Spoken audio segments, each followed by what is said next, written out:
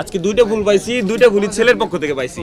তবুও ছেলেরা আমাকে কমেন্টে ধুয়ে দেয়, তুমি শুধু মেয়েদেরকে নিয়ে ভিডিও করো, মেয়েদেরকে ফুল দাও, মেয়েদের কাছ থেকে ফুল পাও। দুইটা ফুল পাইছি, জ্বলন্ত উদাহরণ, লাইভ, ওই যে লাইভ বেকারি আছে না, লাইভ উদাহরণ। দুইটা ফুল পাইছি, দুইটাই হচ্ছে কি ছেলে দিছে। আপনি সব সময় মেয়েদেরকে প্রাধান্য বেশি দেন কেন? আমি দুই দলকেই হচ্ছে কি প্রাধান্য দেই।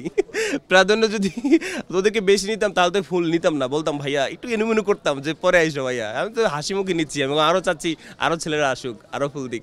আপনাকে দেখলাম বইমেলায় এসে ছেলেরা ফুল দিচ্ছে, কেমন লাগছে বিষয়? না, মেনে নিতে কষ্ট হচ্ছে, তবুও নিতে হচ্ছে।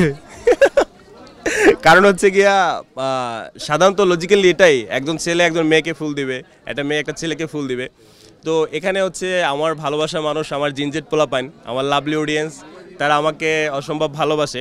আমার ভালোবাসার মানুষ আমাকে ফুল দিচ্ছে, এখানে মেয়ে ছেলের কিছুই নাই, ভালোবাসা, রেসপেক্ট। আমাদের বইমেলায় যতগুলো স্টল রয়েছে, আপনার স্টলে যারা জেনজি আছেন তাদের আনাগোনাটা অনেকটা বেশি, এই বিষয়টা আপনার কাছে কেমন লাগছে? এটা তো আল্লাহ তাআলার অশেষ রহমত, একদম নিখুঁত ভালোবাসা এটা হয়েছে। মানুষজন যারা আসছে, কেউ সেলফি তুলতে আসছে, কেউ অটোগ্রাফ নিতে আসছে, কেউ হচ্ছে নিজে ভিডিও করতে আসছে। সো এটা তো ভালোবাসার জায়গা থেকেই আসছে। এটা আলহামদুলিল্লাহ, আল্লাহ তাআলার দরবারে লাখ কোটি শুকরিয়া, আলহামদুলিল্লাহ। কাফি ভাই মানুষের মাঝে কতদিন থাকতে চায়?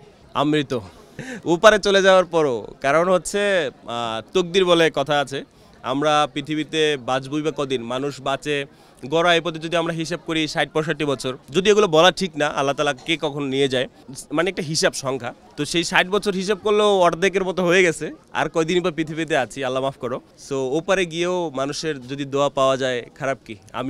আমাকে যারা ভালোবাসে তাদেরকে আমি ভালোবাসি, তাদের জন্য দোয়া, ফি আমানিল্লাহ। আজকে কতগুলো অটোগ্রাফ দেওয়ার মন মানসিকতা আছে আপনার? না, ওটা কোনো লিমিটেশন নাই, এসে মাত্র বসছি।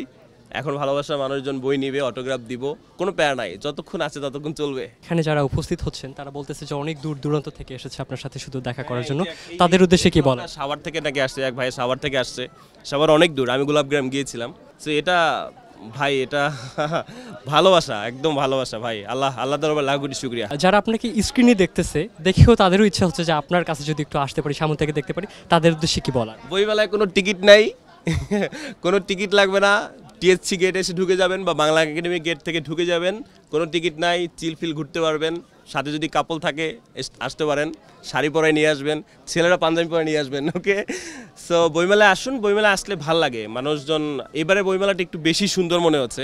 বইমেলা আজকে মাত্র 2-3 দিন হলো, তাও একদম ভরপুর।